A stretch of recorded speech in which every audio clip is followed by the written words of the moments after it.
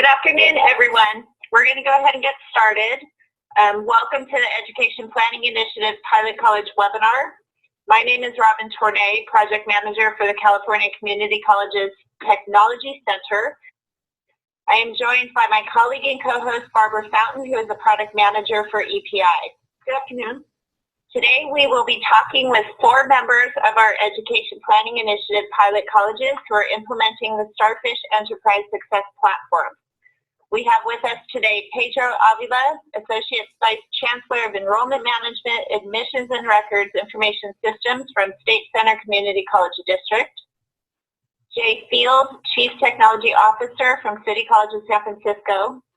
Doris Griffin, Dean of Students from Clovis Community College, part of the State Center Community College District. And Sabra Savio, Counselor from El Camino College. Joining us as well will be David Quintanilla from the Technology Center, who will be monitoring the chat room. We ask that everybody please interact with the chat room and ask all of your questions so that we will be able to answer those at the end of the webinar. Right now, I would like to introduce David Shippen, who is our statewide program director for the Education Planning Initiative. David, would you like to say a couple words? And Robin made me promise to keep it to just a few words, and I will. And thank you, Robin. So, you guys, this is really just a great example and opportunity here as colleges collaborate together on this initiative. We have 13 pilot colleges out there that are all generating very important experiences that we're excited to share with everyone. So thank you very much for attending today, and we appreciate your questions. Bart? Okay. The first question to our group is for all our participants. Why did you choose to use the Starfish Enterprise Success Platform? What were the benefits that led you to work with the Education Planning Initiative? Pedro? Sure, I'll start. So for State Center Community College District, this was a high priority for our district. We have been talking about implementing an electronic educational plan for many years. In fact, our staff, our counselors, and our administrators had looked at various systems in the past, and we were in very serious discussions about purchasing and implementing an electronic ed plan. And it just happened that the timing was perfect that the state decided to move forward with this initiative. So for us, the timing was perfect. It was high priority, and also the cost benefit, because as a pilot school, there was some very significant cost savings. The fact that as a pilot school, we get to work with Hobson's Starfish to design the system to our specifications so that it meets the needs of our students. I think that was very important to us. And I think just the whole concept that as a state, we're working with vendors and we're using our purchasing power to leverage these vendors to cater to us and to our students. I think it was just very attractive to us as a district.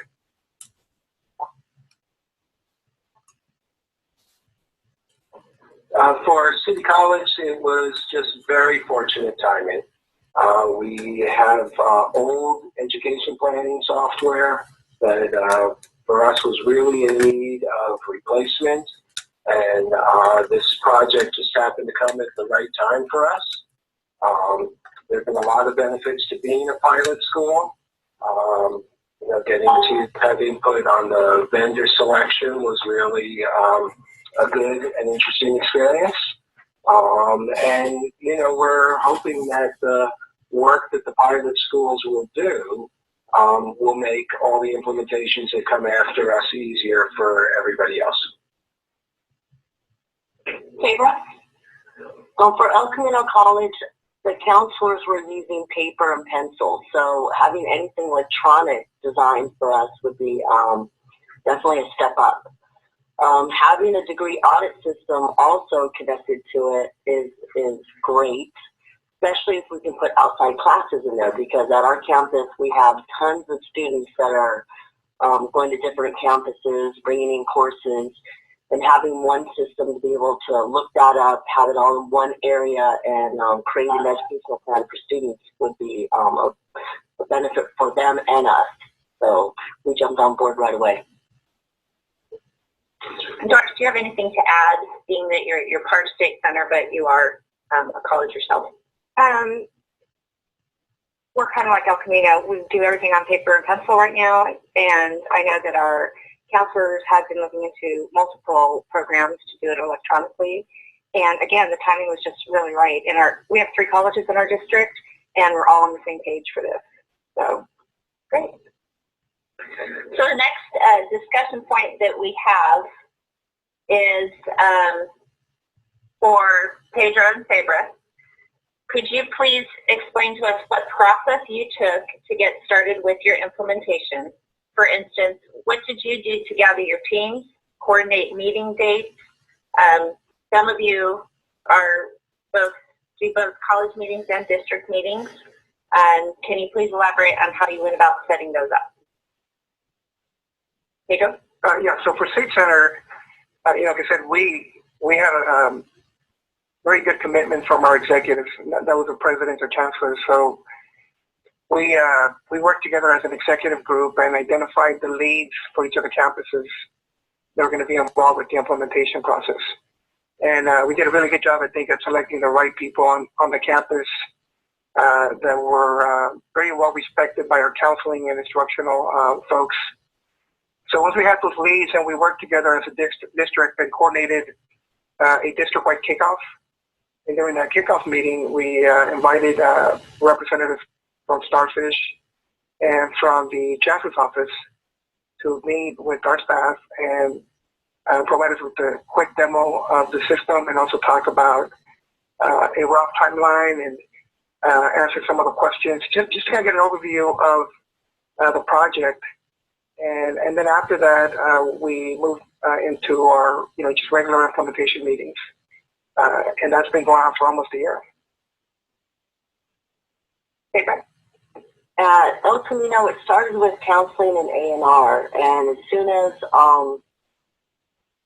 the state chancellor's office came to campus, IT started coming, and it took off from there. We had a lot of support from VPs in all areas at that moment, and it really brought us all together as a team, which we were kind of in silos, working on different projects. But this project in particular brought us all together, and we hired a project manager to be able to set up all the meetings.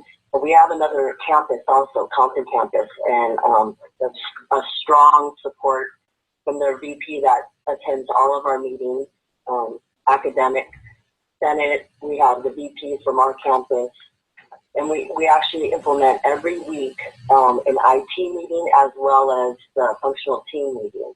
So we've been doing that for the last 6 months or so at least. So we're excited. We're not starting with the S-Planning degree audit. We're actually starting with the early alert first, because our campus was ready to purchase one, and then when we found out that we had the early alert connect with this product, they wanted to jump on board right away. So that's where we're starting first, and then, but we're on the back end getting all the data for the degree audit in the system so that we can start probably in March, I want to say. That's testing it out. We won't start with students probably going live until probably summer, I want to say, but we're still implementing just the actual product in our system, trying to get that going. Thank you. Great.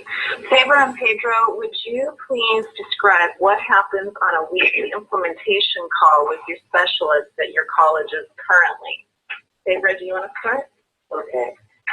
Usually what they do is they'll go over in little pieces of what the next step is for the implementation. So our last one was going over user stories and case stories. What do we want to test? What kind of population? What are we looking for attributes to look? For the early alert, we're having a couple questions that we're going to throw out there for students and faculty, starting with a small population. we first were thinking going with a certain group of students, like EOP&S, but if we're doing the early alert, EOP&S students can have several instructors, then we would have to train all those instructors. So instead, we're actually going to go with a few section numbers of the basic skills math and English and train instructors just for that part to test pilot it. But every week, we just go over a bit of how we're going to build whatever part of the program that we're doing. Thank you. Pedro? Yeah, I mean, the support that we get from the Starfish implementation folks is great. They are we typically start our session with them answering questions that we might have from that previous week, and then we, depending on what part of where we are on the project, we'll have a discussion on our progress. And then at the end of the meeting, they will give us homework for the following week. So they're always moving us along at a pretty good pace, I think. And on top of the weekly meeting, there's Basecamp, which is a tool that we use for communicating with Starfish and our folks. And any questions that we have throughout the week, we will post them on Basecamp, and they will reply right away. I mean, within minutes, we'll get an answer from them. So, that weekly call and just the support that we get from Starfish, it's been amazing. We work with many vendors on implementing other systems, and they're definitely excellent when it comes to support and being able to cater to us. So we're very happy with Starfish and the kind of support that we're getting from them. So I'm going to ask this question to all of you. What is the staff commitment that you see for each of your colleges? Because I know that we do have a multi-college here in the room with us. And how did you determine who would be involved? So I'll start with Jay. All right, well, we are getting some help with our data integration from one of the Hobson's programmers. So on the data integration side, we have committed one of our in-house programmers to assist the person from Hobson's, and it's a fair amount of time. There are a lot of things that are local in every implementation that she needs to help him with. And then really the vast majority of the work is being done on the counseling end. Right now we have a team of 2 lead counselors, 3 lead counselors, and they are really taking the lead in making sure the programs get in, making sure programs are correct. So it's a pretty significant time commitment. We meet, the counselors meet once a week as a group. There are 2 different status phone calls that occur. One is the General Hobson's one. We have a special, just technical status phone call that's every week. So it's a significant time commitment, but it's not by any means full-time for anybody. Everyone is doing this in addition to what they're, currently doing. Okay. I'll come back to the multi-college, but I'll go over to Sabra and ask her from the single college perspective as well. We do have a single district, but there are 2 campuses, and they're kind of, like separate colleges. But the commitment, again, there's, we actually did hire 2 transcript evaluators, so we needed that because we didn't have that. Our IT, we have several people on that, and, it does seem like a full-time job. I mean, we do have a lot of work to pull data, and Hobson's has been great because they've been helping writing code, I believe, and helping us get that implemented in there. Counseling, we just have a few from each campus right now because we're not really in testing stage yet. We're just trying to build what the program's supposed to look like. evaluators. We have at least 3, if not 4, working on this, looking at the data that's in there, making sure that the catalog and the programs are correct and everything's loaded okay.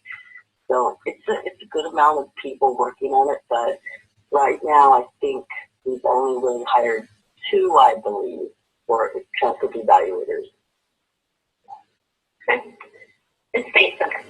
So we're a 3-college district: Fletcher State College, Clovis, and Reedley College. And we're also highly centralized, so we have centralized IT for student systems are centralized. And also we have pretty good coordination for district-wide admissions and records. So given that I have oversight of those areas, I naturally became the project manager for this project. So we do have a district implementation team that is small, but it has representation from the colleges. So that includes myself as a project manager, and the technical lead is our district IS director, along with Doris Griffin, who's our Dean of Student Services at Clovis. And the reason Doris is part of the team is because Doris is our expert when it comes to records, and she's able to provide IT with direction as far as the data that needs to be integrated with our systems. And then we have 3 functional leads, one for each of the campuses, and they provide us with feedback from the campuses. So we work together with Starfish on our weekly technical or implementation calls. Now the functional leads will go back to the campus, and they have a campus team that they meet with, and that team is composed of, it has representation from everyone: students, faculty, administrators, counseling, I mean, you name it, pretty much every department on the campus. And they meet with them, I'm saying about every other month, they have meetings with them. And typically is when we have something significant to demo to that group, or we need to make an important decision about the system, and we need to collect feedback from those groups. And once that feedback is collected, it comes back up to the district committee, and we use that information with our project implementation.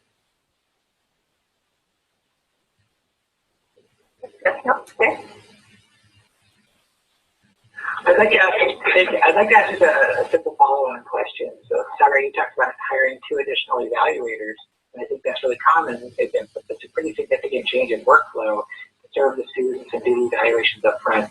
So, how many evaluators did you have to start with? And then, what's the percentage increase that you saw? Example? At the El Camino Torrance campus, we have 5 evaluators, and I want to say at the conference center 1. And they were all actually graduation evaluators. So they would evaluate transcripts as you submit your intent to graduate. So since the system is going to be able to put classes in a degree audit, we needed the front end of having someone look at the transcripts, evaluator, and evaluate what's going to count and put it in the system for the students before graduation. So these are net new positions. They didn't exist before.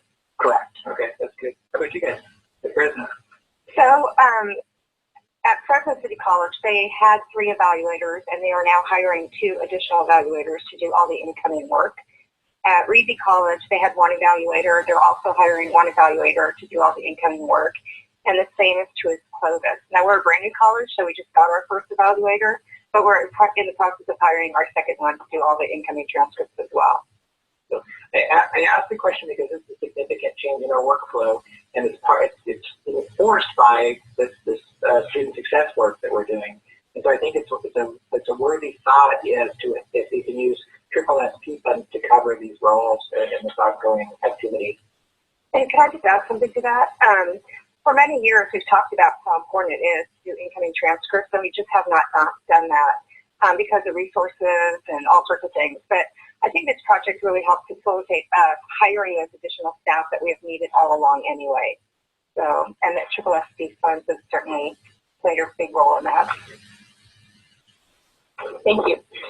Jay and Pedro, what integration has had to happen from the IT department to begin working with the product?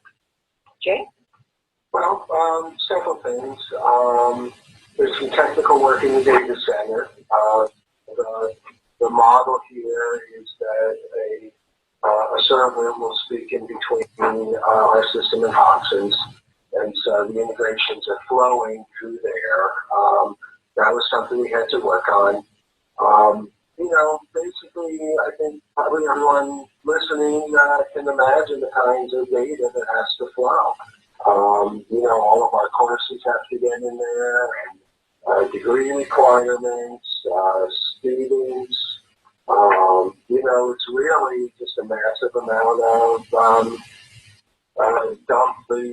it's almost like we could just dump our student system into Hobson's and that would be a happy day. You know, another integration we need to do is the Federation of Identities. So we can shibboleth, and that's a connection that has to be made. We haven't done that piece yet, but we will need to finish that before we can really put this into actual production use. Thank you. Pedro. Well, and for us, it has had a huge impact workload on our database administrator. So I think for any college that's considering this pilot or this system, you really need to take a look at your IT staffing, and you definitely need somebody on your team that is very good with your data, because it's going to require for you to generate an export of your data from your student system into the Starfish system for that integration. And Doris, who's here with me, has been working very closely with our database administrator to create those files, and you know, they do a lot of data validation and testing. So we're pretty confident that whenever we upload a file to their system, it's of good quality and it's been tested. And we're at the point now where we're seeing that data now in the Starfish system and starting to do some of that testing. Anything you want to add, Doris? I think the only thing I could add is at first we were uploading data through an FTP process, and just recently we are transitioning to their adapter process. So there was a lot of fine tuning that we had to do as far as validation, and we thought our files were right, that there were errors. So we're working with their staff to fine tune all of that, but it is progressing. So the next question is actually for you, Doris, and that is, how have you and your district handled the prerequisites and equivalencies when building the degree planner product? Okay, because I work with our DBA, the prerequisite data file, from my perspective, is the most difficult. It's very complex. And I think part of the complexity was because it's data that's in the back of the system that we never access. You know, the system took care of all the prereqs for colleagues that we currently have. So part of it was trying to determine where all that data resided. So fortunately for us, Contra Costa was a little bit ahead of us on that, and they were more than willing to share with us their coding. Now their coding is through Colleague Envision, and ours is not. We're uploading everything through our SQL warehouse. So, but we were able to use their coding to point us in the right direction. And for several weeks, we were really struggling with how to pull this data. But because of Contra Costa sharing theirs with ours, we were able to accomplish it within a couple of days. It is complex, but once you know where all the data resides in the background, it's actually not that complicated. So, do you have any follow-ups for that, David? Or I would just suggest sharing. Yeah, very important to work with your crew. Collaborate. Yeah, and it's really easy to misunderstand, you know, what the requirements are. But like, for example, I was in a conversation with one of the CTOs, and there had been a message that they needed to connect directly to the production database. And as we talked through it, you know, that was clearly a misunderstanding. As Doris explained, you know, connecting to the data warehouse or whatever the best practices for your shop is the way you want to go. It's driven by the business need of the counselors and staff. And with the prerequisites also, because there are such a variety of possibilities with prereqs, ands, and ors, and take all, take two, or whatever, we came up with several scenarios that we were going to test to make sure that our data was clean. So we tested every and or possibility that we could think of, and to try to validate that our data was good before we would upload it to them. So yeah, a couple of things. So as we are creating these export files, these are things that we're hoping we can share with other colleges as they implement. And the other piece of that is, as Starfish is working with us, they're learning California community colleges, and they are making changes to their system and to the way they integrate with the California community college system. So it's really going to help with future integrations, and that's part of the pilot. That's really part of the purpose of the pilot. Right. As far as the equivalency, that's the next file we will be uploading. It doesn't look complicated at all, but because we're a multi-college district, there's going to be some complexities in that we're going to have to work through. And let me just give you an example. History 12 is equated between all of our colleges. So regardless of where the student takes it, it's equated. So, but it does not satisfy the same GE areas between all of our colleges. So we have some equates that are going to be very complicated when it comes to the degree planner, because it's going to appear that the student satisfied it when in fact they did not, that they can only take it at a particular college or one of two colleges or something like that. So we're going to be working with Austin very closely to try to identify where all those discrepancies are, because even though they're currently equated in our system and we're going to upload them with these, they do not necessarily satisfy certain requirements for certain degree planners. Thank you, Doris. Jay, Sabra, and Doris, please describe what issues and or challenges have you encountered, and how did your college remedy those occurrences? Jay, do you want to start?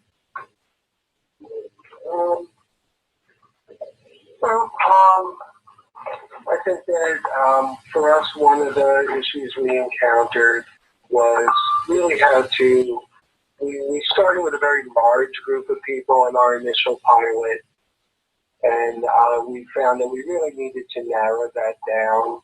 I think that was one of the challenges initially, was for us to get down to a smaller pilot group that was more manageable. But we really, I mean, the challenges are just for us mostly in doing the work and getting all the work done. There haven't been any really extreme external challenges for us. You know, the data integration, like everyone said, is very particular. And so, you know, that's taken a lot of work. The data is put in accurately. You know, I know that the counselors are working very hard with the programs and learning how the tool works. And those are, you know, kind of normal implementation challenges. I think that's really all that we have faced. You know, it'd be nice if this was the only thing we had to do. We'd probably be a little more on schedule if that were true. We are a little behind where we'd like to be, but you know, that's just a fact of life. I mean, we have, you know, half a dozen major projects going on, and so you know, the challenge is really just, you know, trying to get through the regular work that it takes to do this. Yeah, I think the biggest challenge is the additional workload. It is definitely gonna add to the workload of your IT department, and also the workload for the leads. And for us, I think it's been pretty smooth because we planned it. The leads were committed, and we were able to reorganize ourselves a little bit so that we could increase capacity in those departments where the leads were going to be taken away from their regular duties to assist with these projects. We're also getting some funding and support from the chancellor's office to hire consulting services in IT if we need them. But that's been the biggest challenge. And I think, you know, as far as the project piece of it is the challenge that we had with building the prerequisite file. We were having some issues there, but we were able to get assistance from Contra Costa. They had created a data extract that they shared with us, and our programmers were able to take that information and recreate the extract in our system, and that really helped us. So I think the collaboration that's going to be there going forward with more colleges coming on board is going to be real positive. So yeah, we've had a few challenges, but nothing that's really affected our progress and us staying on track. I think we're still on target for being able to pilot in March and April for the other colleges.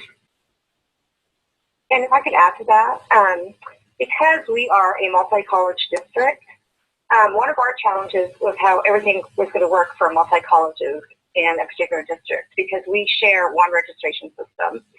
So Hobson's has responded to that. They knew this pretty early on, so they were developing something that would accommodate multi-college districts. And they just recently implemented something. So we're just now in the process of starting to test that to see how it's going to affect some of the challenges that we have just from being a multi-college district. I think one of the other challenges was just not understanding their system. We knew our system so well. We had 100 questions every time we talked to them. And they weren't always answered, because I think part of it is they were trying to teach us and train us in pieces. So as we came up with questions about, but our system does this, how is this going to be accommodated, sometimes we had to wait, and that was just challenging for us. But we always got answers to things, and it was just, as we work with them more and more, we understand their system more and more. So it seems like a lot of the questions that we had previously are really falling into place and having answers for them. Okay, Brett? Our challenges, well, I would think at first we were trying to figure out what teams were going to be there, but when we all got together and when we started had to get the data and what areas needed to be looked at first, I think the administration really stepped in, and if we needed data from HR, they made that happen so that we can upload stuff. If we needed, the files from, I guess, our catalog and, finding out, we had teams working on that. I mean, we had support all the way through whatever we needed, which was really great. I mean, the struggle was just trying to get our data in their system, and it wasn't exactly a smooth process, but, trying to figure out, course descriptions and how do we get the prereqs in there, how to get the notes with it. That's what we're working on. But the nice thing is Hobson's is there and helping us. And again, if they didn't know the answer at the time when we asked the question, they did follow up. Base Camp is there always, to give feedback or follow up with questions that we had. So it's been really pretty good so far. Thank you. So the next question is for both Doris and Jay. Will you please provide us with some information as to when you expect to start working with students in your system and what your cohort size for each of your products would be? So for Degree Planner and Early Alert, or one or the other. Doris? Okay. So Fresno City College is the first college that they're writing Degree Planner for our district. And again, part of that is because they didn't have the district programming in place to support all three colleges at first. But it's working out really well because each of the colleges is meeting weekly with Fresno City College. So we're learning how the system works, and we're able to provide better data for the other colleges as we move forward. Now, Fresno City College will start doing pilots with students in March. And we're just now in the beginning processes of establishing the Degree Planner for both Clovis and for Reedley. And we anticipate that we'll have pilots beginning in April for those groups or for those colleges. And at City College, we're expecting to start working with students on a smaller cohort of Degree Planner in March. And then we hope to move forward with a small group with Early Alert in June. if I could add one more thing I forgot to mention. So each of our colleges determine what cohorts of students they were going to use for their pilot. So like Fresno City College is going to be using athletes and our social sciences department, and that will be their pilot group. It's about 200 students. Wheatley has a group of about 200 students, and so does Clovis. At Clovis, we're going to be using honors and our trio students. So, and the reason for that is because we wanted to use programs that had designated counselors so that we didn't have to train all of our counselors, but just a smaller number of counselors to begin with. Great, thank you so much. Okay, our next question goes to Jay and Pedro. What are the positives you will find to using single sign-on functionality? Well, probably pretty obvious to everybody there. Same question. That's a good one. You know, it should all be about the user experience, the student user experience or the counselor. And so the simpler we make access to the systems, the better the experience everybody has. Great. Anything to add to that, Pedro? Yeah. Well, so just to clarify, I think we're talking about the portal single sign-on. For our district, we do not have a portal, so this is a pretty easy decision for us to jump on this project. And, it's just going to allow us to provide our students with a centralized hub where they can access all the services in one location. So it's just a great improvement for our students and the services we can provide them.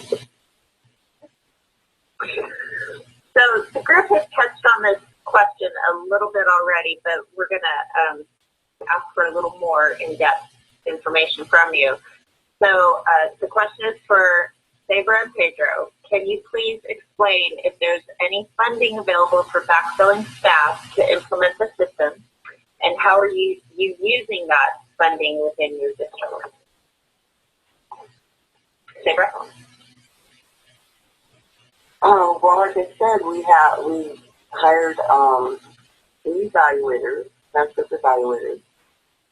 Anyone who right now, I believe, is working with the project, they're backfilling their positions, some of their hourly. But we're also hiring quite a few counselors for the early alert. And mainly the early alert. Now the funding is coming from SSSP, probably in equity. So we have the funding right now to be able to make this happen. Yeah, we definitely, as Center, we definitely have good funding, and we're getting a grant from the chancellor's office specifically to support pilot projects. And with those funds, we're backfilling positions. For example, Doris, we're backfilling part of her duties. So she's been very dedicated to the project, and we had to backfill her area with some of those funds. Also, some of the A&R functions at the colleges. With the funds, I was able to hire one of our retired A&R managers to be a consultant for the project. So she's working behind the scenes, doing a lot of data cleanup. So when our teams run into an issue with data and data cleanup, I can turn around and give her that project, and she's focused on that, and we can just continue to work and move ahead. We also, as a district, received a Title V grant, specifically to support the implementation of these pilot projects. And that came with positions, and part of what we got is 2 new positions to help increase our student help desk. So we're also thinking ahead of not just the implementation, but also sustainability. And so we know that as we implement these systems, we have to sustain them. And it's going to require additional support for students. So we're going to be growing our help desk by 2 additional positions. And we're also having discussions with our technical teams on the campuses, our ED departments, on the type of positions that we need to have on the campuses to support training, the administration of these systems, and any other support that's going to be increased support that's going to result as we implement these systems, and staff and students on our campuses start utilizing them. Thank you. Okay, our last question is for Pedro and Jay. What are some of the marketing efforts that have accompanied your implementation experience? Jay, can you start? Yeah, we haven't really embarked on a lot of marketing yet. For us, it's more than just internal communication. We are, because we're really heading into a pilot phase with students, we've kind of kept a little bit of control over how that information is coming out. We're thinking about how it is we will, move forward with that once we get past the pilot. But we have a lot of programs at City College, and so getting them all in is one of our unique challenges. Not everyone has that challenge, and so our pilot's going to focus on the first of the 150 programs. And so with that in mind, we haven't really made a big marketing push yet. But we will once we feel that we're in a position that all the programs are there and we're ready to tackle any student that walks in the door. Yeah, and it's just State Center. We've had some key marketing initiatives, and one of them was at the beginning of fall 2015. We had presentations at each of our opening days for each of our colleges, and I think that was key because everybody at each of our campuses heard the same message, got to see a little demo of the systems, and understands what we're trying to do.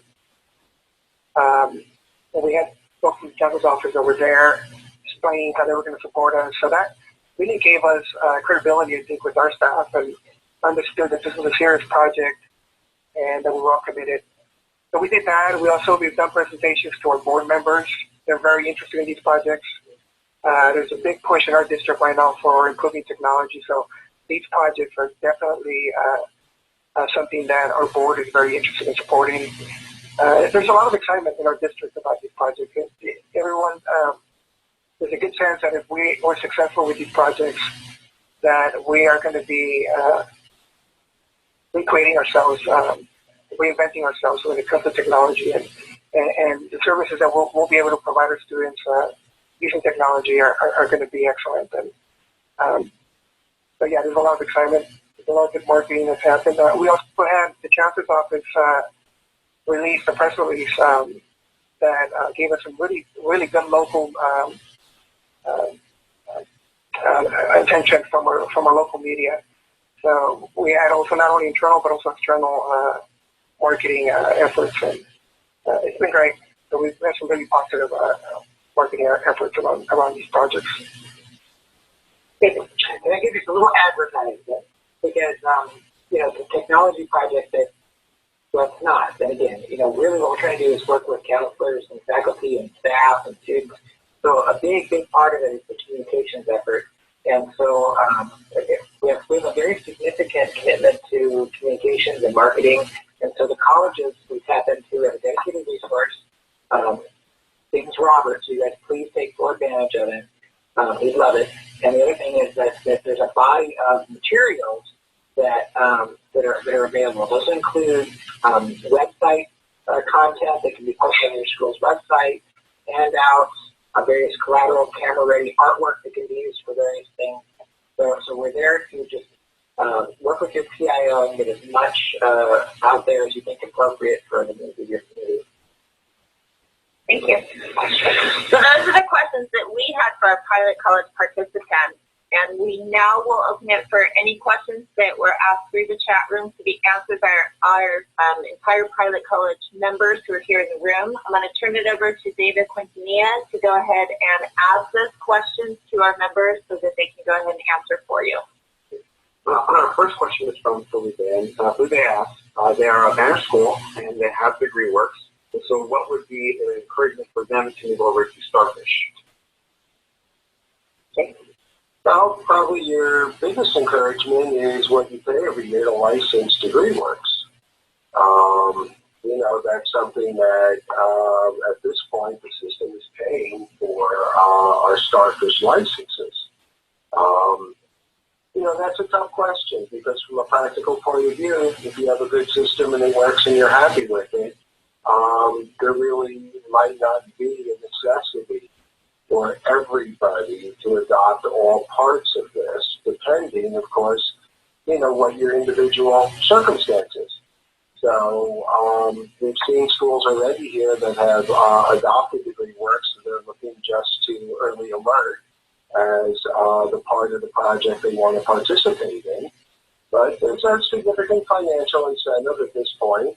But I think it would really speak to how happy you are with how DegreeWorks is working for you as to whether it's worth the work to change. Anybody else have anything to add? Yeah, I'm not sure if DegreeWorks works with assist.org or not, but there's some great potential in the Hobson Starfish product because one of the goals is to connect or integrate with assist.org in the future when they come out with their new version. And that's going to be a huge benefit for all of our transfer students. That's a good point. Yeah, and I think that's it. I mean, the future of DegreeWorks versus the future of Starfish, where Starfish, we now are going to be influencing changes to Starfish as a system, where if you're with Elution or with some other system, you're one college trying to influence a change. One of their customers, they have thousands of customers. And I think to me, that is one of the greatest benefits of these pilot projects is that as a system, we now have leverage and we have a voice with these vendors. And we can persuade those changes as a system. And I think that's very attractive. It might not be attractive right now, but I think long term it will be. Thank you. Great. Mark has a question, and he asked, how are student success MIS data elements tracked?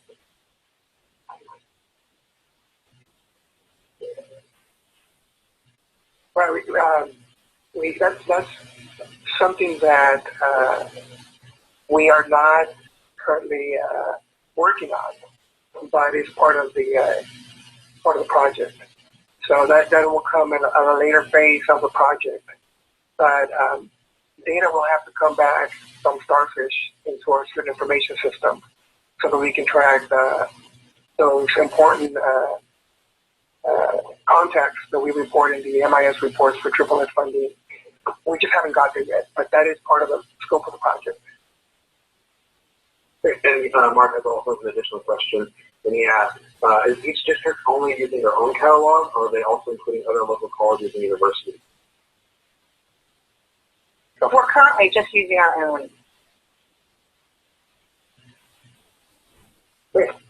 Well, that is all of the questions that are in the chat room. So at this point, we are going to go ahead and wrap up the webinar. So if you have any additional questions, we would encourage you to visit our website, ccc.plan.org, which is listed on the slide here. There you can also click on the frequently asked questions link on the left-hand side. That will take you to our Get Satisfaction page. On that page, you can enter a question, which will allow you to create a discussion that colleges such as yourself will be able to prompt to in addition to staff from Education Planning Initiative in the Tech Center. We would encourage you to use that as a resource for your questions. In addition, if you want to be involved or you have any questions you would like specifically answered, please make sure to send us an email. The email website, the email address is listed on the slide at planninginitiative@gmail.com.